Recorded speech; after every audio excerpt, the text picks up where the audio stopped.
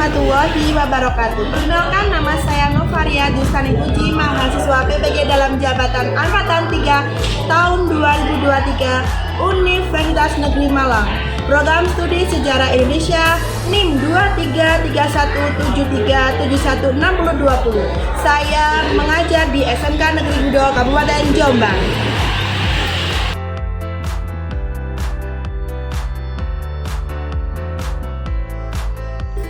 Assalamualaikum warahmatullahi wabarakatuh. Waalaikumsalam warahmatullahi wabarakatuh. Selamat sore. Sore. SMK Bisa. SMK Bisa. Terus sebelum kita memulai pelajaran hari ini, mari kita berdoa terlebih dahulu dipimpin oleh Habibi. Ayo Habibi. Sebelum mulai kegiatan di sore hari ini, mari kita berdoa sesuai kepercayaan dan agama juga. Tangan diputar-putar, bertepuk tangan. Tangan diputar-putar, peganglah bahu. Tangan diputar-putar, peganglah lutut. Digoyang-goyang, digoyang-goyang, digoyang-goyang. Tangan diputar-putar, bertepuk tangan. Tangan diputar-putar, peganglah bahu. Tangan diputar-putar, peganglah lutut. Digoyang-goyang, digoyang-goyang, digoyang-goyang. Diputar-putar, diputar ke atas. Diputar-putar, diputar ke bawah. Diputar-putar, diputar ke kanan. Diputar-putar, diputar ke kiri.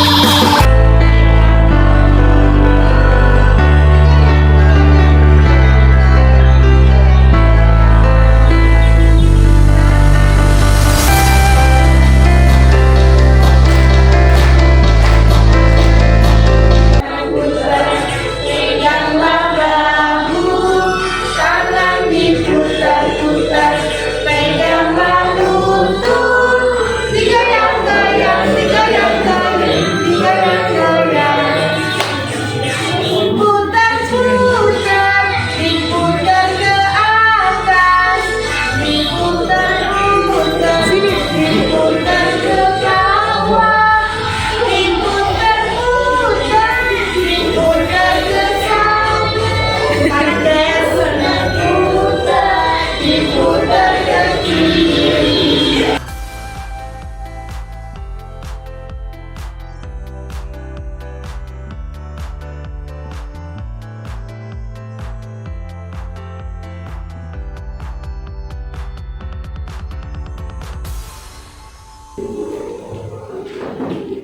Kekalahan Jepang. Silakan dilihat di PowerPoint. Kita akan pertama membahas tentang pertempuran Teluk Leyte. Nah, pertempuran ini, ini salah satu gambar tentang peristiwa itu. Nah, pertempuran ini terjadi di perairan Teluk Leyte dan dekat pulau milik Filipina, yaitu Leyte, Samar, dan Luzon. Terjadi pada tanggal 23 sampai 26 Oktober 1944. Antara pasukan di bawah komando Amerika dan Australia melawan Angkatan Laut Kekaisaran Jepang. Lanjut. Pertempuran Teluk Leyte dianggap sebagai pertempuran angkatan laut terbesar dalam Perang Dunia Kedua. Gabungan kekuatan kedua pihak terdiri dari 300 kapal serta lebih dari 400 pesawat. Pertempuran Teluk Leyte melibatkan Jepang dan sekutu di perairan sekitar pulau-pulau Filipina di Leyte, Samar, dan Luzon. Sebanyak 26 kapal Jepang hilang, termasuk 4 kapal induk dan 3 kapal perang. Sekitar 300 pesawat hancur dan lebih dari 10.000 pelaut pesawat Jepang dan awak pesawat tewas.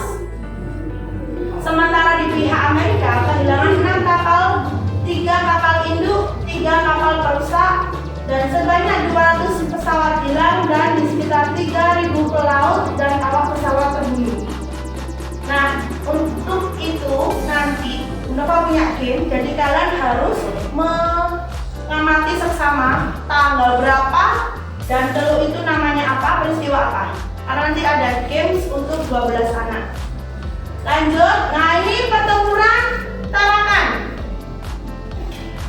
Pertempuran pecah antara pasukan Jepang melawan Hindia Belanda. Belanda akhirnya menyerah keesokan harinya. Lebih dari separuh pasukan Belanda tewas dalam pertempuran itu. Pertempuran Tarakan adalah panggung pertama dalam kampanye Borneo tahun 1945. Pertempuran ini bermula dengan pendaratan amfibi oleh pasukan Australia pada tanggal 1 Mei dengan nama sandi Operasi Obo 1. Walaupun pertempuran ini berakhir dengan kemenangan sekutu atas Jepang, kemenangan ini umumnya dianggap tak setimpal dengan harga yang meski dibayar oleh sekutu. Pertempuran Marotai 15 September 1944 sampai 1 Januari 1945. Ini mendekati mendekati proklamasi ya. Nah, ini salah satunya bukti mereka bertempur ya di wilayah itu. Marotai adalah sebuah pulau kecil yang terletak di Mahameru Utara, Kepulauan Maluku.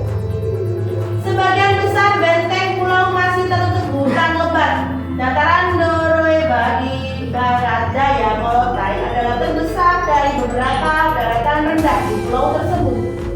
Sebelum perang pecah, Morotai dihuni oleh 9.000 penduduk dan belum dikembangkan secara komersial. Pulau ini merupakan bagian dari Hindia Belanda dan diperintah oleh Belanda melalui Kesultanan Ternate. Kesultanan Ternate itu termasuk kerajaan apa ya kemarin? Islam. Jepang menduduki Morotai di awal tahun 1942 selama kampanye Hindia Belanda, tetapi tidak menempatkan pasukannya di Morotai atau mengembangkannya. Pertempuran Iwo Jima 19 Februari sampai 26 Maret 1945. Nah, ini salah satunya. Operasi serbu pasukan sekutu yang dimotori pasukan Amerika Serikat untuk merebut Pulau Iwo Jima pada Perang Dunia II, seperti melaksanakan misi bunuh diri Pulau Suci yang dipertahankan mati-matian oleh pasukan Jepang secara istimewa. Itu merupakan pertahanan alam yang strategi dan diperkuat dengan persenjataan berat agar tidak mudah jatuh di tangan sekutu. Sampai di sini ada yang tanya?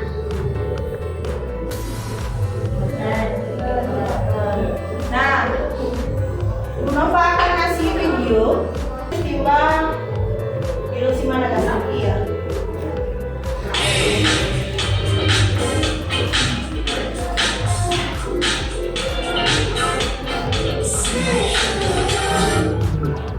Oke, silakan dilihat dengan seksama. Tanggal 6 dan 9 Agustus 1945 menjadi catatan terkelam bagi Jepang. Negeri matahari terbit tersebut porak-poranda akibat bom atom yang dijatuhkan Amerika Serikat di Hiroshima dan Nagasaki. Bom atom tersebut menewaskan ratusan ribu orang dan puluhan ribu warga sipil luka-luka. Pengeboman tersebut adalah upaya balas dendam AS yang lebih dahulu diserang oleh Jepang pada 7 Desember 1941. Setelah pangkalan angkatan lautnya di Pearl Harbor dibom oleh Jepang, Amerika Serikat langsung membalasnya dengan membombardir Tokyo. Tokyo yang merupakan ibu kota Jepang cukup lumpuh akibat serangan tersebut. AS pun memutuskan perhatiannya pada proyek pengembangan bom atom atau proyek Manhattan. Akhirnya disepakati Hiroshima dan Nagasaki akan menjadi target pengeboman. Tak segan-segan membalas dengan cara paling bengis dan tragis. AS mengirim pesawat pembawa bom atom ke Jepang. Bom tersebut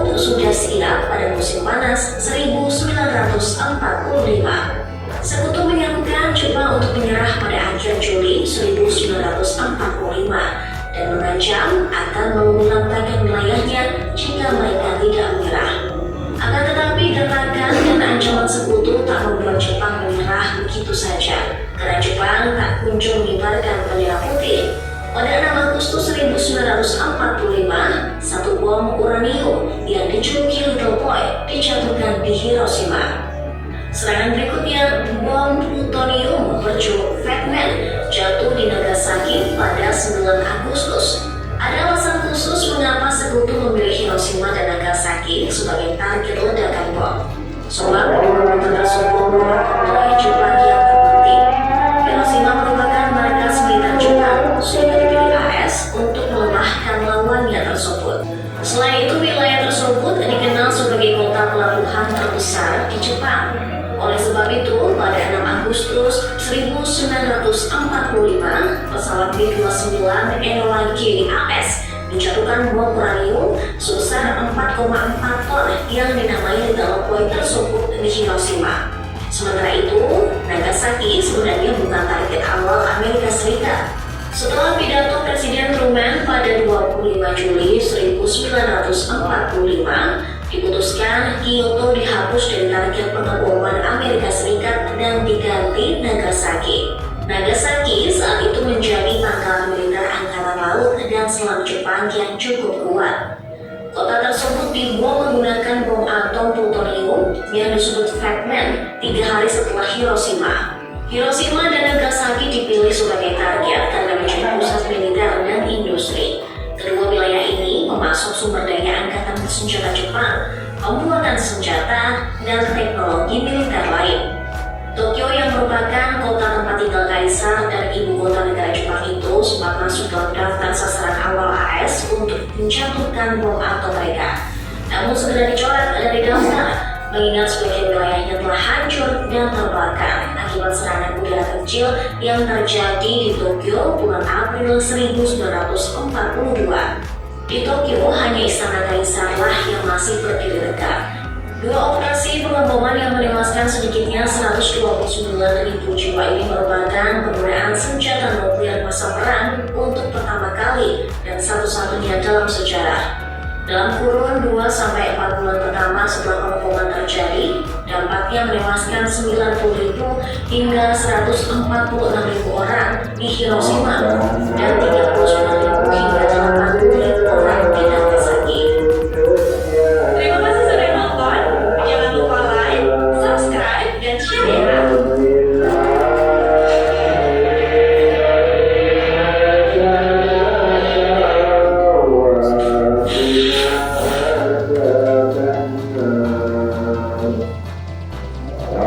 Nah, tadi kan sudah dijelaskan kalau Nagasaki Hiroshima telah dibom ya.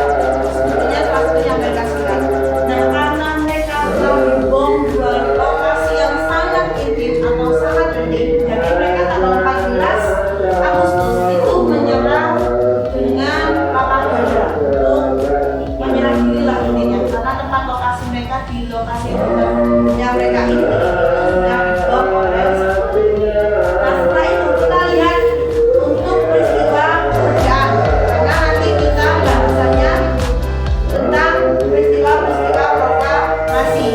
Nanti kalian lihat sesama, karena nanti akan saya bagi 3 kelompok, 5 kelompok. Itu tentang makna proklamasi Indonesia dari segi politik, ekonomi, sosial dan budaya, serta pendidikan, sosial, budaya dan pendidikan. Jadi ada 5 ya. Tapi sebelum itu kita main game dulu. Karena tadi kita Nova sudah menjelaskan tentang PowerPoint yang saya sampaikan. Siapa yang ingin maju? 12 anak, maju. 12 anak untuk permainan ini. Jadi nanti saya silakan di sini, depan sini. Silakan mencari cocokan ke temannya. 1, 2, 3, dicari jawabannya. Mana? Kamu udah dapat? Kamu apa? Berapa kali terjadinya pertemuan Tahun? itu 1949. Tepuk tangan, Jasmine. Tahun berapakah terjadi pertempuran Hiroshima? Tahun berapa ayo?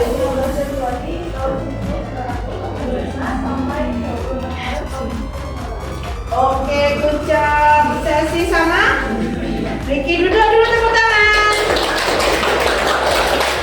Apa, Le?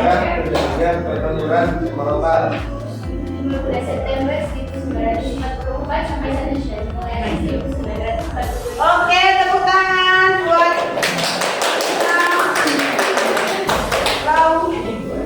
Soifat sama Aska.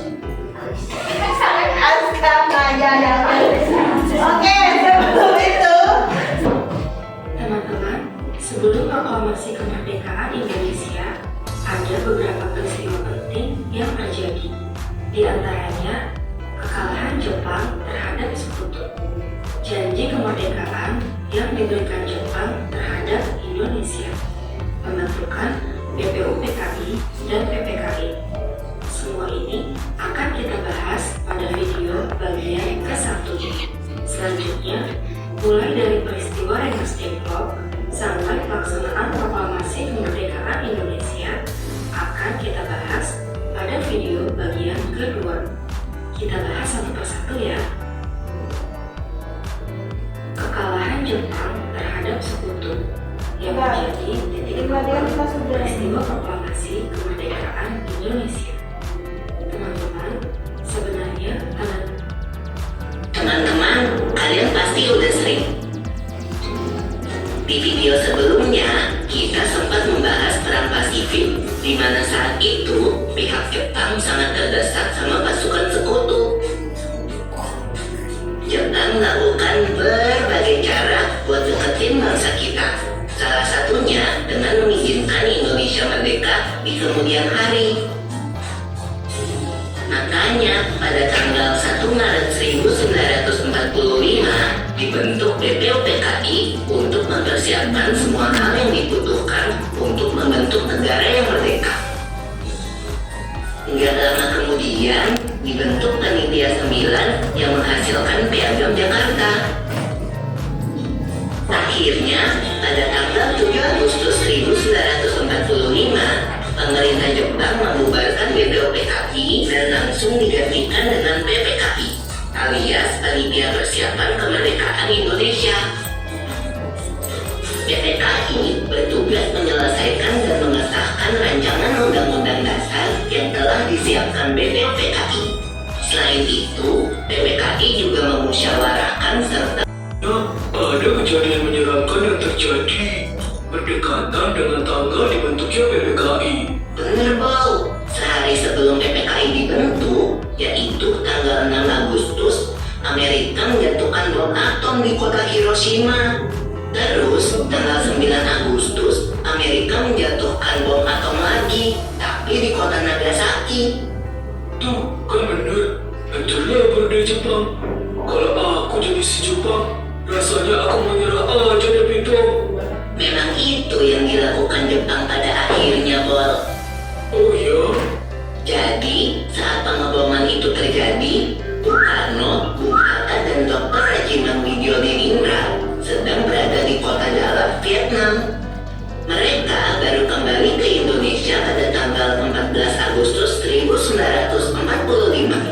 Nah, keadaan Jepang kan udah sangat terdesak. Pimpinan pasukan Jepang akhirnya memerintahkan untuk mengakui kekalahan. Kabar ini terdengar oleh seorang tokoh pejuang Indonesia, yaitu Sultan Syahrir.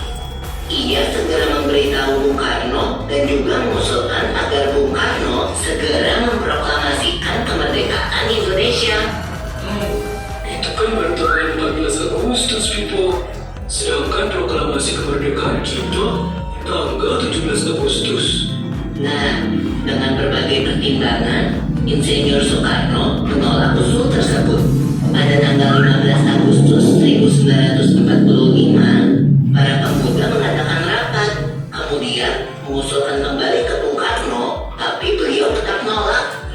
Bung Karno terus nolak usulan para pemuda sampai akhirnya pada tanggal 16 Agustus, Bung Karno dan Bung Hatta diasingkan ke Rengas Dengklok. Mereka dibawa oleh para pemuda ya, Pinto. Kenapa gitu ya? Iya, Bol. Biar Bung Karno dan Bung Hatta nggak terpengaruh sama pihak Jepang soal proklamasi kemerdekaan. Tapi pengungsian itu itu nggak berjalan lama kok. Pada hari yang sama, jam 9 malam, akhirnya terjadi kesepakatan antara para pemuda dengan golongan tua. Mereka akhirnya memulangkan Bung Karno dan Bung Hatta dan tiba di Jakarta pada jam 11 malam. Lalu, PPKI langsung mengadakan rapat yang dipimpin oleh Bung Karno di rumah Laksamana Tadashi Maeda. Rapat tersebut dilakukan untuk merumuskan teks proklamasi kemerdekaan Indonesia. Akhirnya, yang ditunggu-tunggu pun tiba. Pukul 10 pagi, tanggal 17 Agustus 1945, bertempat di Jalan Pegangsaan Timur nomor 56 Jakarta, Bung Karno didampingi oleh Bung Hatta dan tokoh lain atas nama bangsa Indonesia memproklamasikan kemerdekaan Indonesia.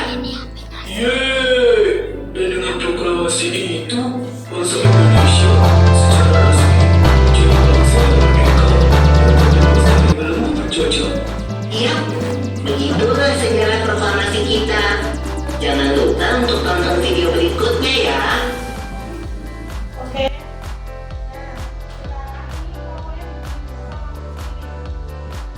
Membahas tentang makna proklamasi dalam bidang politik. Pembahasan mana tuh? Bidang politik ya. Kelompok 2 tentang ekonomi. Kelompok 3 tentang sosial. Kelompok 4 tentang pendidikan, tentang budaya.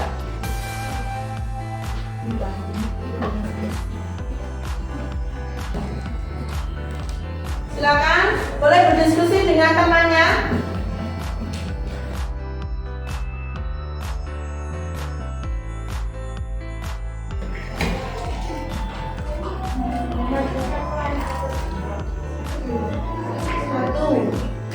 Ya. Assalamualaikum warahmatullahi wabarakatuh. Waalaikumsalam warahmatullahi wabarakatuh. Saya dari kelompok 1 akan membahas tentang makna proklamasi kemerdekaan di bidang politik. Makna proklamasi kemerdekaan di dalam aspek politik, tentunya Indonesia memiliki kedaulatan rakyat, yaitu pengakuan dari segenap rakyat Indonesia bahwa pemerintah Indonesia sebagai kekuasaan pemerintahan tertinggi dan terlepas dari segala bentuk penjajahan. Inilah yang Inilah yang diperjuangkan oleh rakyat Indonesia sejak dulu. Untuk dibahas bidang politik di era sekarang, proklamasi Indonesia membuat Indonesia semakin memiliki kedaulatan rakyat, yakni berupa pengakuan dari segenap rakyat Indonesia bahwa pemerintah Indonesia merupakan pemegang kekuasaan tertinggi serta terlepas dari belum penjajah. Oke, tepuk tangan untuk kelompok 1. Sudah kita bertanya? Sudah. Oke, silakan duduk. Sekian dari saya, terima kasih. Assalamualaikum warahmatullahi wabarakatuh. Waalaikumsalam warahmatullahi wabarakatuh. Kelompok 2.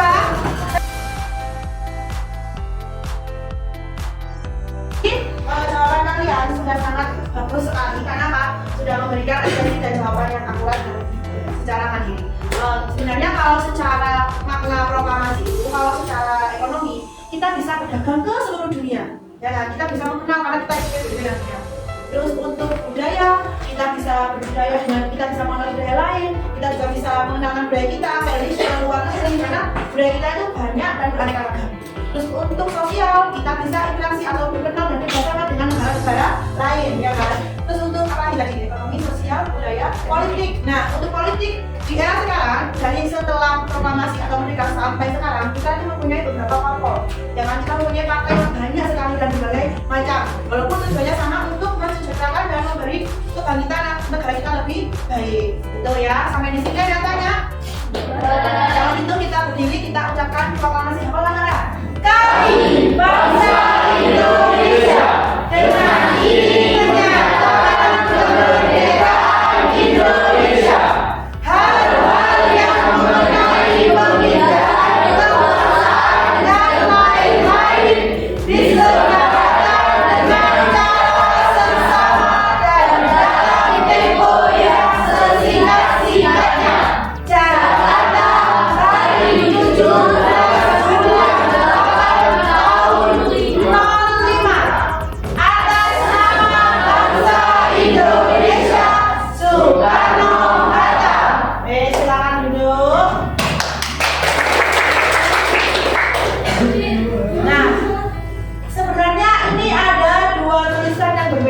untuk makna proklamasi kita.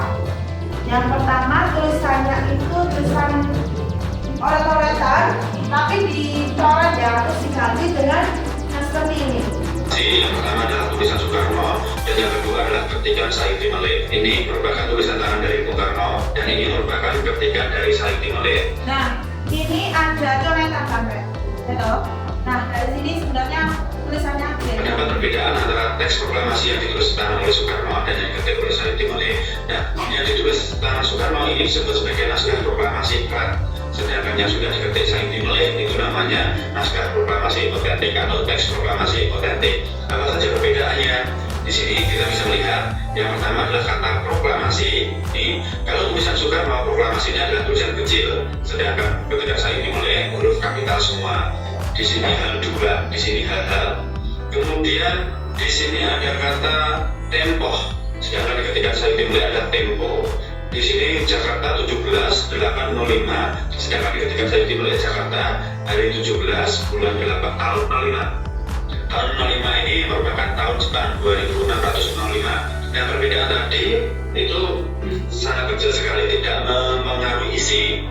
Nah, perbedaan selanjutnya adalah ini wakil-wakil bangsa Indonesia, sedangkan ketika saya dimulai atas nama bangsa Indonesia dan di tulisan Soekarno belum ada tanda tangan Soekarno-Hatta, sedangkan di ketika saya dimulai sudah ada tanda tangan Soekarno-Hatta.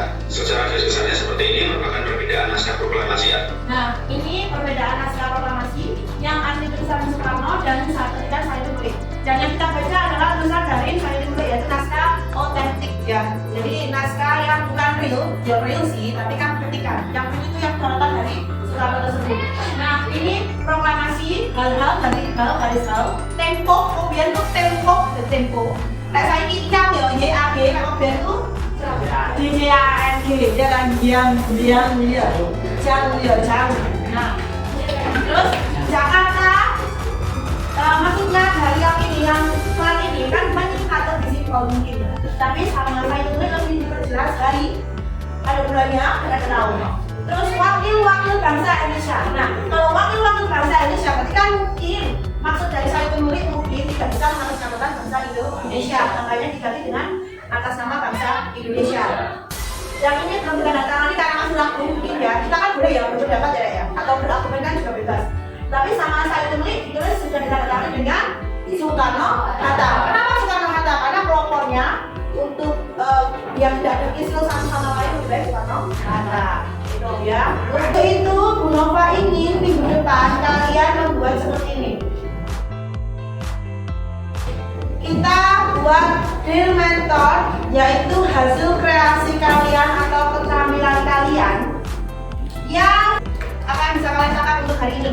Lanjut dari makna proklamasi, dari tadi peristiwa-peristiwa yang sudah saya sebutkan, ada sih? Bapak dari proklamasi itu banyak sekali buat Indonesia, Bu. Banyak sekali, berarti kamu bisa menangkap yang kamu tangkap sekarang. Itu yang kamu dapatkan seperti apa? Banyak sekali seperti apa? Kayak yang tadi itu apa? Pendidikan. Pendidikan, politik, budaya, ekonomi.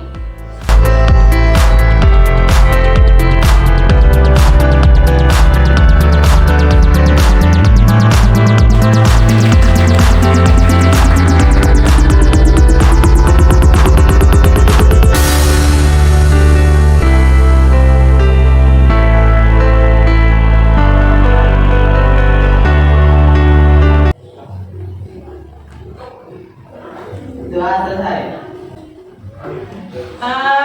Terima kasih untuk hari ini. Jangan lupa besok kalian mulai kerjakan project yang saya tunjuk tadi. Untuk masalah tema foto atau kejadian yang bikin kalian pusing bisa tanya ke Bu Nova ya. Sampai di